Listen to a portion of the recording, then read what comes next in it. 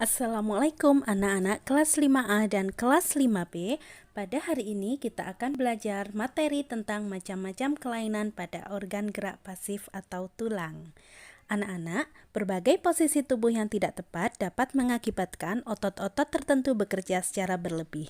Misalnya, saat kita duduk untuk menulis, membaca, atau bahkan bekerja di depan komputer dengan posisi duduk yang tidak tepat. Atau bahkan yang sering kita lakukan ketika kita menelpon dengan menjepit telepon di antara telinga dan bahu. Nah, hal-hal semacam inilah yang mengakibatkan munculnya keluhan-keluhan atau kelainan pada tulang. Sekarang kita simak apa saja sih bentuk-bentuk kelainan pada tulang. Simak penjelasan Bu Ica setelah ini ya. Kelainan pada tulang dibagi menjadi beberapa jenis. Yang pertama ada fraktura, yang kedua fisura, yang ketiga rachitis, yang keempat osteoporosis, yang kelima lordosis, keenam skoliosis, dan ketujuh kifosis.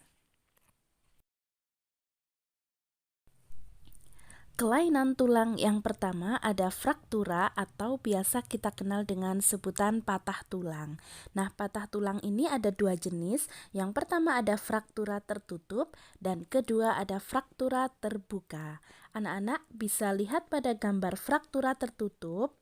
Fraktura tertutup yaitu patah tulang yang tidak sampai merobek kulit atau otot. Jadi patah tulangnya di dalam tetapi tulangnya tidak sampai keluar merobek kulit atau otot.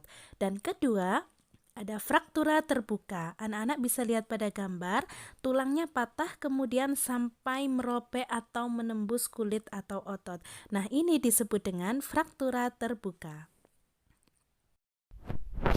Kelainan tulang yang kedua ada fisura atau biasa kita kenal dengan retak tulang atau tulang retak ya. Anak-anak bisa melihat pada gambar ada bagian tulang yang retak tetapi tidak sampai patah. Nah, baik fisura atau fraktura ini biasanya disebabkan karena kecelakaan atau terjatuh. Kelainan tulang berikutnya adalah rakitis. Apa sih rakitis itu? Rakitis adalah suatu gangguan pada tulang yang sedang tumbuh di mana kalsium gagal disimpan dalam tulang. Nah, akibatnya tulang menjadi lunak, mudah patah atau bahkan berubah bentuk. Anak-anak bisa lihat pada gambar ada bentuk kaki yang normal, tetapi bagi penderita rakitis, kakinya bisa berubah bentuk menyerupai seperti huruf O atau bahkan menyerupai huruf X. Nah, kelainan ini disebut dengan rakitis. Kelainan tulang berikutnya adalah osteoporosis. Nah, osteoporosis ini disebabkan karena adanya pengeroposan tulang karena tubuh sudah tidak mampu lagi menyerap dan menggunakan kalsium secara normal. Jadi, pengeroposan tulang ini berarti kepadatan dan kualitas tulang menjadi berkurang. Karena tulang keropos dan rapuh, maka resiko patah tulang menjadi meningkat. Nah, anak-anak bisa lihat pada gambar ada tulang yang normal dan ada tulang yang bagi penderita osteoporosis. Nah, tulangnya ini sudah keropos dan sudah tidak padat lagi. Dan osteoporosis ini meningkatkan resiko patah tulang. Kelainan tulang berikutnya adalah lordosis. Nah, lordosis ini adalah kelainan tulang yang disebabkan karena sikap duduk yang salah sehingga tulang belakang melengkung pada daerah lumbalis. Nah, hal ini mengakibatkan posisi kepala tertarik ke belakang. Anak-anak bisa melihat contoh pada gambar.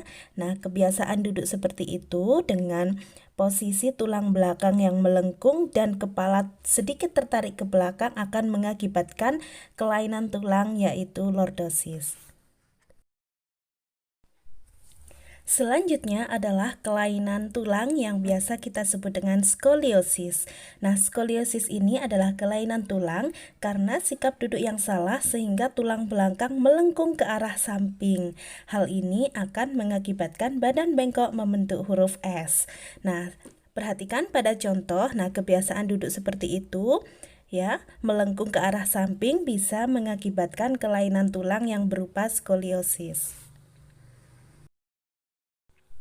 Selanjutnya, yakni kelainan tulang yang biasa kita sebut dengan kifosis. Kifosis adalah kelainan tulang karena sikap duduk yang salah, yaitu seperti membungkuk, sehingga tulang belakang membengkok ke belakang. Anak-anak bisa lihat contoh pada gambar. Nah, kebiasaan duduk seperti itu bisa menyebabkan kelainan tulang, yaitu berupa kifosis, ya. Nah, anak-anak, tulang punggung merupakan bagian tubuh yang memiliki peranan besar dalam menjaga kestabilan tubuh kita. Tidak dapat dipungkiri bahwa sebagian aktivitas sehari-hari kita dilakukan dengan posisi duduk, sehingga sangatlah penting untuk mengetahui posisi duduk yang benar untuk menjaga kesehatan tulang punggung kita.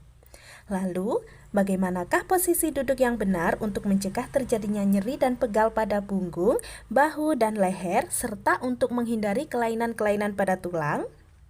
Nah, posisi dan sikap duduk yang benar itu adalah posisi dan sikap duduk yang ergonomis. Pada saat duduk, usahakan posisi kepala berada segaris dengan tubuh dan menghadap ke depan. Bahu rileks dengan lengan berada pada kedua sisi tubuh serta siku menempel pada tubuh dan menekuk membentuk sudut 90-120 derajat. Punggung kita harus ditopang secara penuh dengan penopang pada saat tegak atau sedikit bersandar. Nah, posisi paha dan panggul ditopang oleh dudukan kursi dan sejajar dengan lantai. Sedangkan lutut setinggi panggul membentuk sudut 90 derajat. Nah, anak-anak, alhamdulillah, pembelajaran kita pada hari ini berkenaan dengan kelainan-kelainan pada tulang telah selesai. Semoga sedikit penjelasan dari Bu Ica dapat membantu anak-anak dalam memahami materi.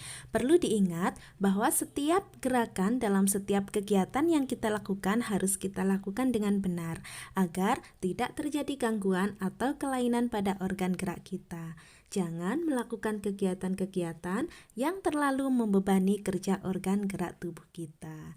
Dan juga jangan memaksakan tubuh kita untuk bekerja sepanjang waktu. Ada kalanya tubuh kita, terutama organ gerak, memerlukan waktu untuk istirahat. Saatnya bekerja, kita harus bekerja dengan benar. Saatnya belajar, kita harus belajar dengan benar. Begitu pula pada saat istirahat, kita juga harus beristirahat dengan benar pula.